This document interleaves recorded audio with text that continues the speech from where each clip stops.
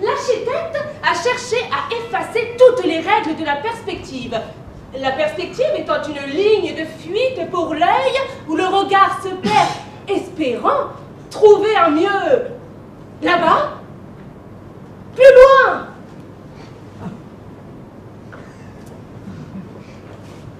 Mais sachant bien qu'il n'y a de mieux nulle part, l'architecte a supprimé tout tracé favorisant cette illusion. Le bâtiment n'a non seulement aucune perspective interne et ne s'inscrit à l'extérieur dans aucune perspective d'un autre bâtiment.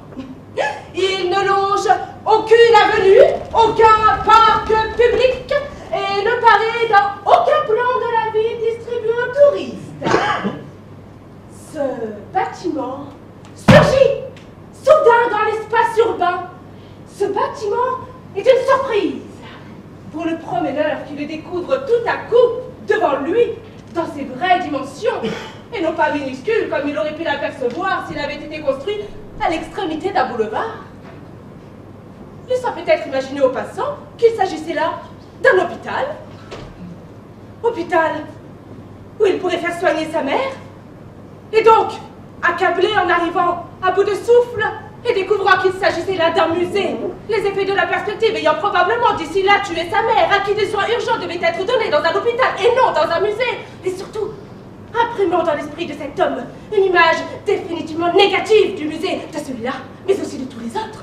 Musée de peinture, de sculpture, de porcelaine de région, musée dans lequel il se refusera à jamais d'entrer, lui ôtant ainsi toute possibilité d'un réconfort immense par le côtoiement de gens beaucoup plus malheureux que lui, qui se sont sortis de leur merde en créant des œuvres d'art, aujourd'hui exposées dans ce musée, justement où il ne veut plus entrer à cause de la mort de sa mère.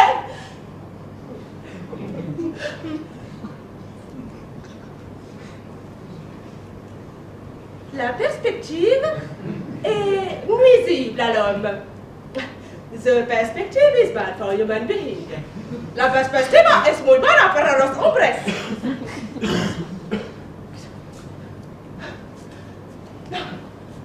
Restez là, près de moi. Sinon vous risquez de devenir tout petit.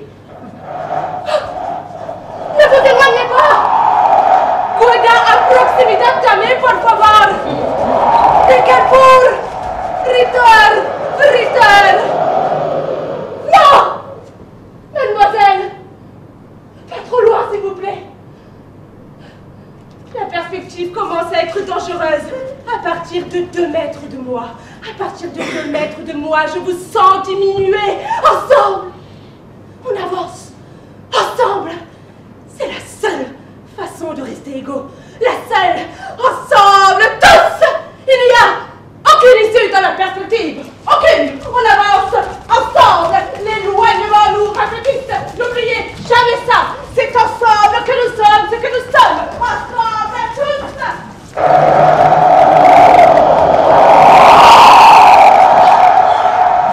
On dirait papa! Papa? Ben oui! Avec son gros œil! Pauvre papa! Pauvre papa! Bah quand même! Mais c'est un Miro! Tu sais combien ça coûte un Miro? Le collège Saint-François de Sales, on monte au Moyen-Âge. C'est tout droit, allons-y. Le lycée Che Guevara, terminal 1 et 2, grande galerie bavaroise, à gauche. Non mais j'ai dit à gauche. Le lycée Che Guevara, vous écoutez ce qu'on vous dit? Soutine, c'est quand même toute la Russie écorchée qu'il a mis dans son bœuf. Oh, je t'en supplie, Jean-Marie! Ne commence pas à faire ton Freud! J'aime pas les musées. J'aime l'ambiance des musées. Ah, c'est comme moi. J'aime pas les croissants, j'aime l'odeur des croissants. L'odeur et l'ambiance, c'est pas pareil. Paul, Non, ce sont les musées et les croissants qui ne sont pas pareils. Louis. Si tu veux. Mais où sont les Kandinsky? Ça fait 2 heures que je les cherche. Qui? Je cherche les Kandinsky. Qui? Kandinsky. De Kandinsky. Kandinsky, c'est le peintre. Les Kandinsky, ce sont les tableaux. Je cherche les Kandinsky. Je ne suis pas folle. Il y a bien des Kandinsky à cet étage. Mais où sont les Kandinsky? Moi, je leur rendrai tout aux Égyptiens. Tout. Même la Joconde? Tout, je te dis. Ce qui compte, ce n'est pas ce que tu ressens quand tu regardes une exposition. Ah bon? Non, c'est ce que tu ressens après. Tiens, par exemple, l'année dernière, en sortant de l'exposition Picabia, j'étais content. Mais tellement content qu'en rentrant à la maison, j'ai quitté ma femme. Définitivement? Oui, Oh, c'est un grand peintre, Picabia! un génie, Max. Un génie. C'est un extincteur. Non. Je te dis que c'était un extincteur. Pas sûr, Françoise. Bon, alors on y retourne. Pour moi, c'est le cœur du romantisme en peinture. J'aime pas. Pourquoi? Trop marron. Trop marron. Oui, ça me rappelle l'automne. L'automne n'est pas marron, Micheline. Ah bon? La nature ne devient pas marron à l'automne? Non, je dirais plutôt qu'elle roussit, qu'elle jaunit, qu'elle se couvre d'or. Ah oui, c'est la fête, quoi. On peut éprouver une certaine joie devant toutes ces couleurs flamboyantes. Je te rappelle que papa est mort à 17 octobre, Sandrine. Micheline, Vous êtes vraiment des monstres fous, les amateurs d'art. Eh, dis donc, Micheline. Elle est toute petite, la Vénus de Milo. Mais c'était qui, Milo? Un nain? Bon, on fera quand même des photos pour Jacques, mais on les fera agrandir. Ah si, on est obligé, elle est trop minus. Moi, je suis déçu, Micheline, déçu. Tu as bu, Jean-Marie? Mais pourquoi est-ce que tu as bu? Tu vas voir les impressionnistes tout net. Je m'en fous. Finalement, l'art moderne est lié à Lascaux. Hein? Et l'art ancien? Ah là, bah tu me poses une colle.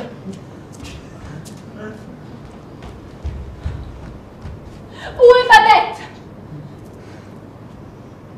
Où est Babette? Aux toilettes de la peinture italienne? Et c'est pas dangereux? Pourquoi?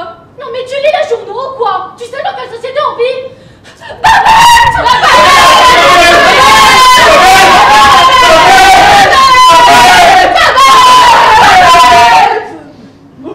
Moi, c'est clarinette. Michel-Ange me fait chier. Ah ouais, c'est clair. Comme moi, Mozart. Et Beethoven aussi, il me fait chier. Ah ouais, alors celui-là, c'est le pire. Bon, il va falloir un jour ou l'autre que les artistes comprennent qu'ils n'ont pas le monopole de l'art. Ouais, il y a nous aussi. Et on est plus nombreux. Rembrandt B12. Ou à la rigueur C12, mais Rembrandt, ça, c'est sûr. Je te dis que c'est Velasquez, papa. Velasquez, P9, 4e sous-sol. Jules, si on était garé à Velasquez, crois-moi, je m'en souviendrai. Velasquez, c'est le nom de mon assureur, Henri Velasquez, qui me pompe 5 000 € par an pour jamais rien rembourser. Alors, si la voiture était garée à Velasquez, ce serait marqué là, pour toujours. Moi, j'ai cette vision très nette d'un panneau. Place libre à Delacroix. Non, Rosine, Delacroix était complet, Fragonard était plein, et quand on a vu que Renoir était réservé aux abonnés, j'ai même dit à Maurice, tu vas voir, avec la chance qu'on a, on va se retrouver à Picasso. Et on n'y a pas été à Picasso, ok? Et heureusement, je déteste ce type, et tu le sais. Seulement, il y avait toutes les places qu'on voulait à l'étage Picasso. Tu m'étonnes. Eh, on serait parqué à Picasso, alors qu'il est, on saurait où est la voiture. Elle serait à Picasso. Le peintre que n'aime pas ta mère. Tu vois, c'était un très bon moyen mémotechnique, ça. Et Watteau. Ça ne me rappelle rien, Watteau. Alors si on est à Bateau, c'est idiot. Parce que l'entrée du parking Bateau est de l'autre côté du musée, exactement d'où on vient. Moi, j'en peux plus. Ah, mais c'est dommage. Non, Lisette, pour la 1000e fois, ne redis pas, c'est dommage qu'on ne soit pas venu en taxi. Je ne le redis pas. Mais en plus, ça aurait coûté moins cher que le parking. Un taxi. Oui, mais là, on n'est pas venu en taxi. On est venu avec la Peugeot de Maurice. Qu'il rêvait sans doute de garer à Picasso. me revois devant sa grosse tête en braquant, peinte sur le mur du deuxième sous-sol, sa grosse tête là. La grosse tête de qui? De Rembrandt. Il avait une grosse tête, Rembrandt? Énorme. Une grosse tête de Rembrandt peinte en vert fluo. Moi, ça m'aurait marqué quand même. Mais il ne sait même pas la tête qu'il a, Rembrandt. C'était peut-être celle de Jérôme Bosch ou de Bruegel. Il n'y connaît rien en peinture. Ah, rien! Sinon, il y a longtemps qu'il l'aurait retrouvée, sa voiture. Si tu es si sûr qu'on est à Rembrandt, papa, est-ce que tu peux nous dire où se trouve l'entrée du parking qui mène à Rembrandt? Je la C'est cherche. ça la grande force des musées. Ça vous met la vie un petit peu au-dessus de la vie. À un endroit où rien ne fait vraiment mal. Aujourd'hui c'est raté. Aujourd'hui j'y suis dans la vie entre Maurice et le parking. Et Picasso. Vidé comme si je n'avais pas mis un pied dans le baroque. Pas vous? Moi, je ne me rends pas bien compte, c'est la première fois que je vois du baroque. Moi pareil. Vous ne connaissiez pas le baroque? Ah, le baroque, du tout. Moi le mot. Je connais le mot baroque, mais pas l'art. Ouais, c'est vrai que c'est un mot très répandu ça, baroque. Pas partout, Rolande. Dans l'Indre, par exemple. On l'entend pour ainsi dire jamais. Dans l'Indre. Jamais. Tiens. Moi, c'est mon père qui me l'a fait découvrir, à cause de Monsieur Bichter, notre voisin. Papa disait souvent que Monsieur Bichter était baroque. Baroque? Oui. Et qu'est-ce qu'il faisait, Monsieur Bichter? Il vendait du fromage. Fromager. Non, pas exactement. Il vendait du fromage comme ça, de temps en temps, un peu quand il en avait envie. Dans des petites boîtes en carton qu'il mettait dans ses poches. Certains matins, il en vendait près de la gare ou près de la cathédrale, ou dans l'autobus. Et le dimanche, il vendait aussi du pain. Il plaçait une étiquette sur son chapeau, Monsieur Bichter, pain et fromage.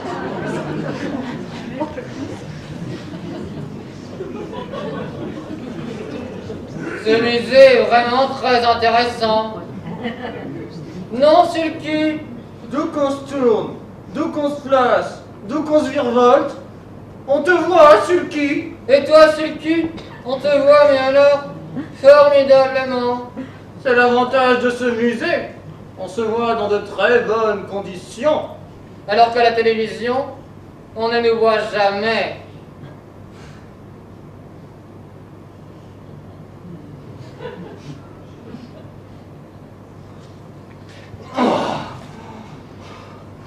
Tu savais, Sulky, que la télévision n'avait pas d'anus?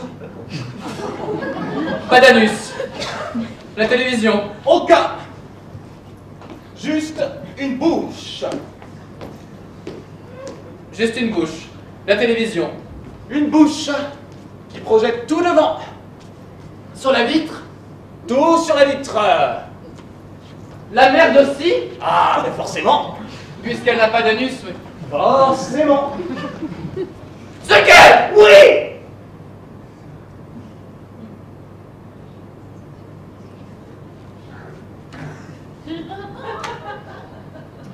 Sulky? Pourquoi on parle de la télévision, à ton avis? Oh, mais parce que toi et moi, nous sommes des œuvres d'art, Sulky. Ah, ça c'est sûr. Et pas de la daube. La preuve, on est dans un musée. Et que les œuvres d'art doivent parler de la société. Non. Il paraît, ça revient. Tu veux dire qu'on doit signifier quelque chose? C'est ce qu'ils veulent. Ne crois pas que ça me fasse plaisir, Sulky. Mais si on a un sens sur le cul, est-ce qu'on sera encore de l'art? J'ai bien peur que non, Sulky. Ou alors, t'es là, populaire. Tu l'imagines?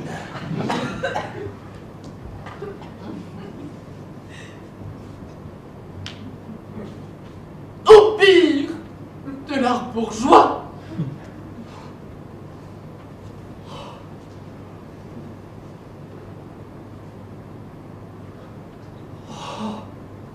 Oh, quelle horreur. S'il vous plaît!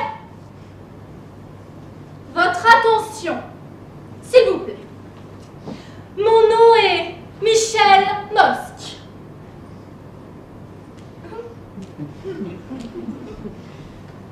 Je suis la conservatrice de ce musée. Nous venons encore une fois de trouver Une plante verte, abandonnée ou volontairement oubliée dans l'une de nos salles. Je voulais vous prévenir que désormais, toute plante, quelle qu'elle soit, sera détruite. Dans un délai n'excédant pas 5 minutes après sa découverte, si son propriétaire ne vient pas la récupérer et la jeter lui-même dehors immédiatement. Je vous remercie.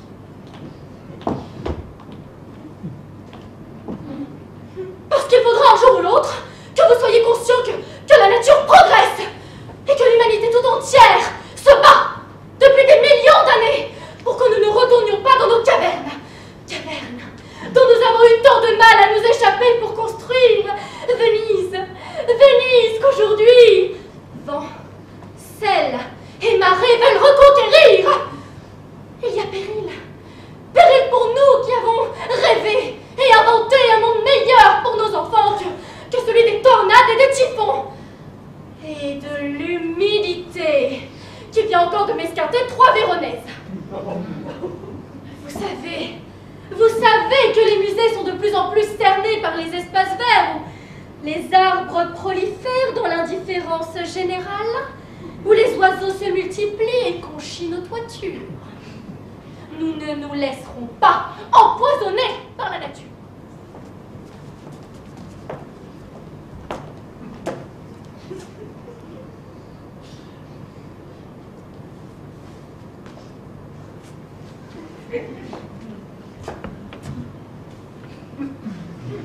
On aurait dû prendre un guide, Jean-Louis.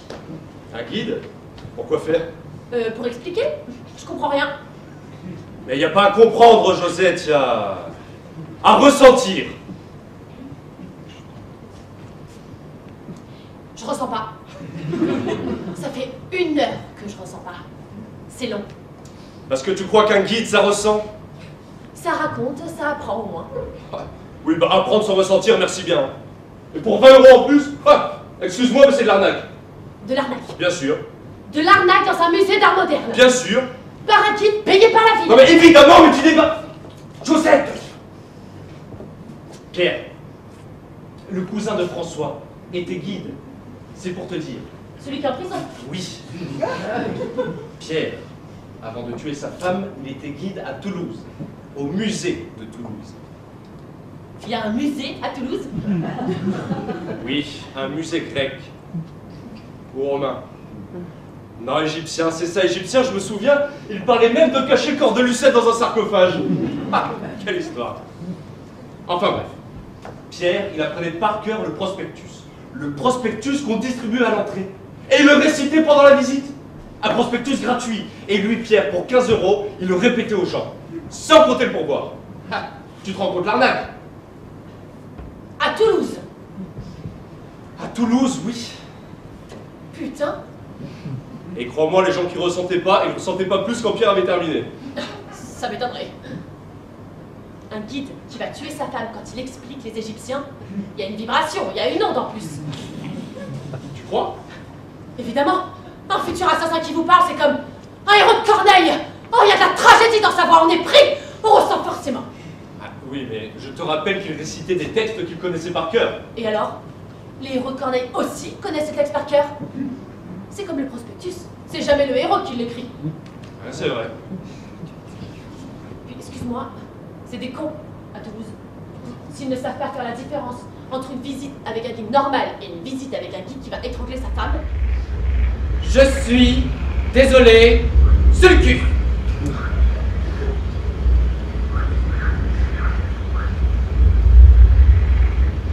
Vraiment navré. Je suis en retard. Enfin bref, j'ai tout eu. Pas de bus, le taxi qui ne connaît pas l'adresse, je me perds dans le hall, je demande à quelqu'un qui me dit qu'il n'est pas du musée, enfin bref. Ça n'a aucun intérêt. C'est vrai, Sulky? Aucun. En plus, quand on arrive en retard, on n'a pas de choses vraiment intéressantes à raconter pour expliquer pourquoi on est en retard. Je veux dire, on n'a pas d'histoire réellement captivante, et pourtant on ne peut pas arriver comme ça et ne rien dire sous prétexte que les explications qu'on va donner sur les raisons de notre retard sont dépourvues du moindre intérêt. C'est une question de respect. Et je te respecte, sur le cul. Alors je te dois un minimum de justification sur ces 15 minutes de retard. Et en même temps, si je te respecte, je ne dois pas t'assommer avec une série d'anecdotes sur les tracas qui m'ont empêché d'être à l'heure, surtout lorsque tu me précises dès que je te les ai évoquées qu'elles sont dépourvues du moindre intérêt. Je suis confus sur le cul. Dans le sens peiné, bien sûr, mais aussi dans le sens prisonnier d'une confusion. Tu n'y peux pas grand-chose, Sulky. C'est la tendance générale des rendez-vous. Depuis quelque temps, ils sont ennuyeux. Ah bon? Tu me rassures sur le cul. Je constate une vraie dégringolade du rendez-vous.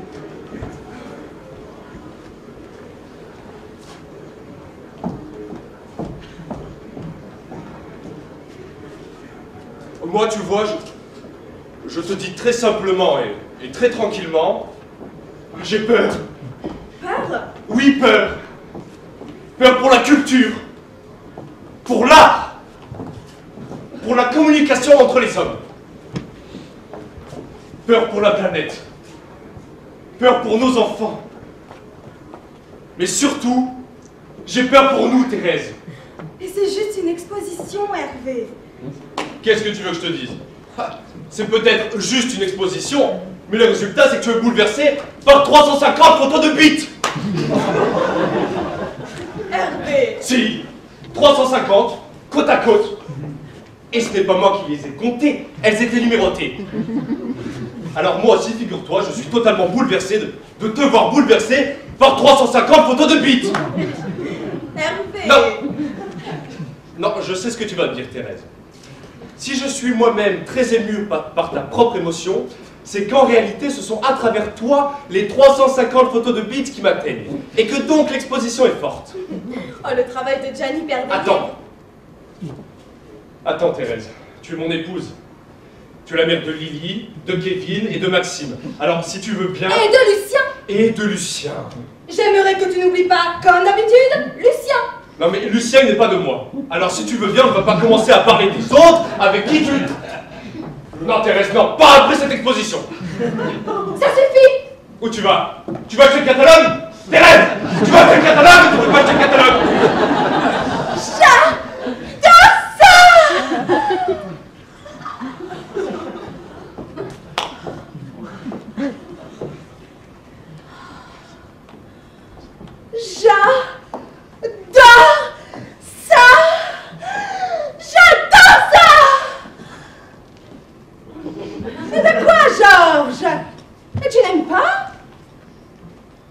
Il n'y a rien à dire. Pas un mot. Devant ça, rien. Le silence. La seule réponse, c'est le silence. Le silence total. Le silence absolu. Ni commentaire, ni débat, ni sarcasme, rien. Se taire, ça ne mérite que le mutisme. Ne rien dire, ne pas parler, ne pas en parler. Chut. Bouche cousue, bouche collée, les bras soudés, pas un mot ne sort de là. Surtout ne pas donner d'existence à cette merde par le moindre discours. Ah, sûrement pas. C'est ma manière à moi de dire non. Je ne le dis pas. Dans ces cas-là, je préfère ne pas parler. Là, je ne parle pas, non. Je me relève et je me tais. Je me tais parce qu'il faut qu'il le sache. Je suis capable de me taire pendant des heures, ça ne me demande aucun effort. Nous voici maintenant dans la salle de l'art présent, où l'artiste a voulu rendre compte de la créativité du terrorisme. Au secours! Il faut appeler les secours! Madame, excusez-moi, vous voyez bien que nous sommes occupés. Le terrorisme qui semble proposer aujourd'hui les images les plus... Voilà. Les images les plus inventives et en même temps les plus populaires puisqu'elles sont accessibles à tous. On est en train de crever! La liberté est en train de crever! Je sais, madame. C'est précisément ce que cette personne est venue voir. On notera au passage le clin d'œil ironique de l'artiste dans sa façon de traiter l'attentat dans un musée alors qu'il n'y a jamais eu d'attentat dans un musée. Ce qui est injuste, non? Ah, c'est ce qu'a voulu dire l'artiste! Entre autres. Et on en parlera dans les journaux? Bien sûr. Et à la télévision. Et à la radio. Oh, vous savez, un bel attentat comme ça. Mais tout le monde va en Arrêtez d'être en joie. Pardon? Cessez d'être joyeuse. Joyeuse. Moi? Oui, ça me gâche tout. Que je sois contente. Ah mais ce n'est pas que tu sois contente qui me gâche tout. C'est que tu sois contente tout le temps. Henri. Depuis 6 heures du matin, tu es contente, Carole. Tu étais contente que le réveil sonne. Tu étais contente de prendre l'autobus. Tu étais contente de la pipi sur l'autoroute. Ça fait 25 ans que tu es de bonne humeur, Carole. C'est beaucoup. Et dans les musées, ça augmente. Non. Si, l'art te multiplie l'euphorie, Carole. Même la porcelaine allemande du 2e étage, ça t'a ravi. Les assiettes marron à tête de sanglier, les soupirs en forme de botte, les casques à pointe en salière. Tout t'a rendu heureuse, non? Tu sais, Henri, que tu oses me dire tout ce que tu ressens. Eh bien, ça me fait un grand plaisir. Oh, que tu oses être toi-même ici, devant tous ces inconnus, devant de très grands artistes. Oh, je trouve même ça formidable. Oh, je n'en peux plus. Tu vas aux toilettes? Tu verras comme étrange de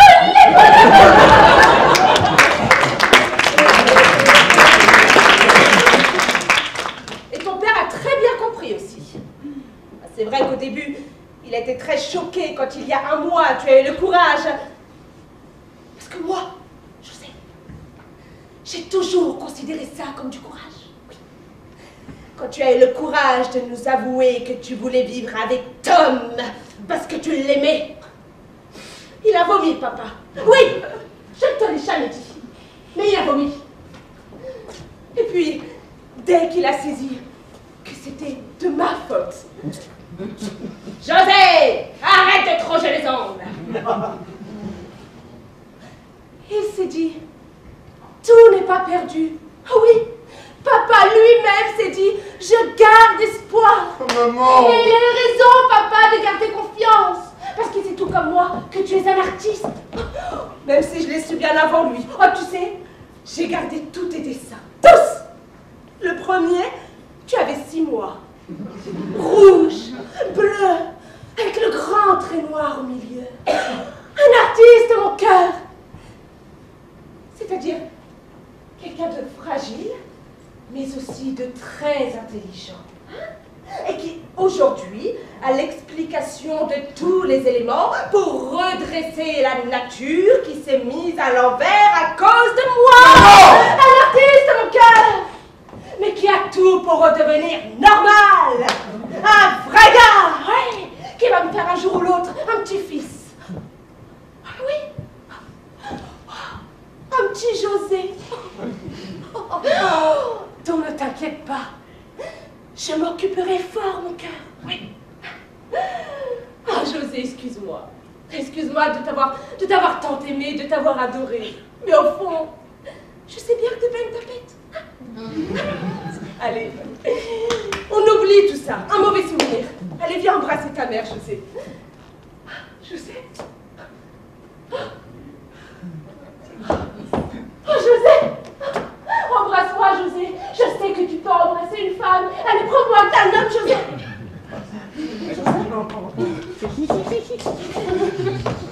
Nous voici maintenant dans la salle 4, où un artiste pratique le family art. Performance basée sur l'assouvissement réflexe d'un désir. Réponse immédiate à un ressentiment. Mais là, il est en train de laisser finir si vous voulez bien. Voilà.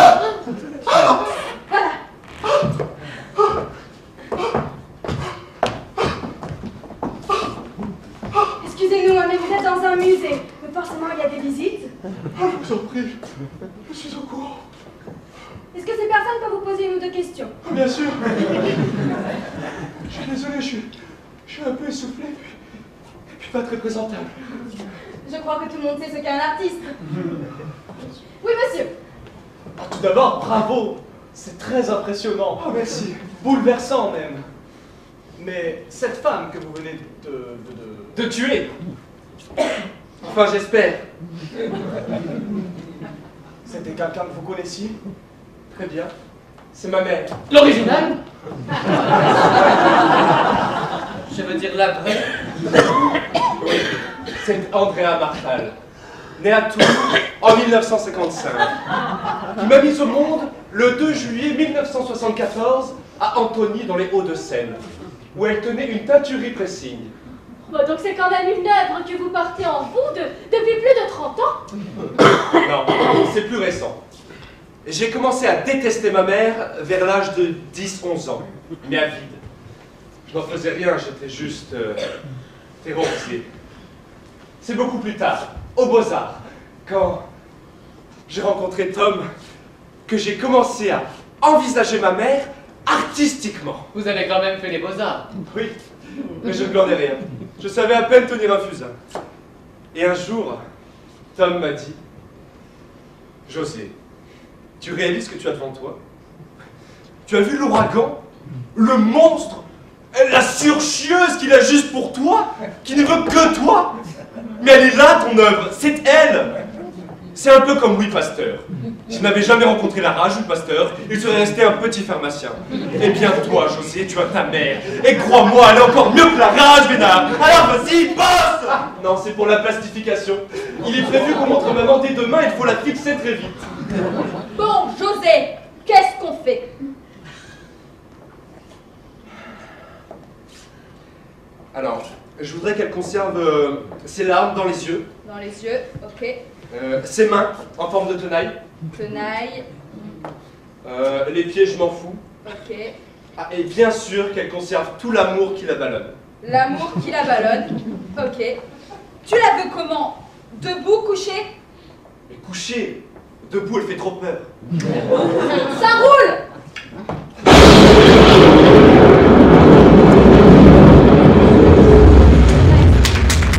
Du béton! Du plastique! De la résine! Pour se battre! Ah non! Ah non, ne reculez pas! On ne va pas céder! Battez-vous avec ce qu'il vous reste! L'art d'aujourd'hui! Prenez les Pollock! Les Calder! Les Bays! Les Koons! Les Carousi! Les Alenchinsky! Les Courteaux! Tapez! Nous ne retournerons pas dans les cavernes! Sauvons la planète que nous avons inventée! À bas la nature! Vive l'art!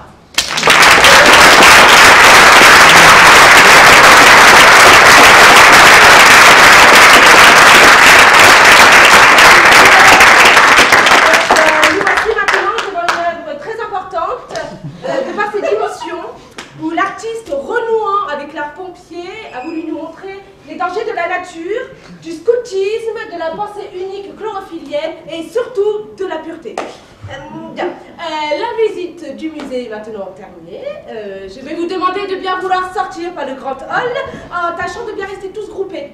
Si vous ne voulez pas être happés par des perspectives illusoires et risquer de devenir tout petit. Ensemble, on avance, ensemble. C'est la seule façon de rester égaux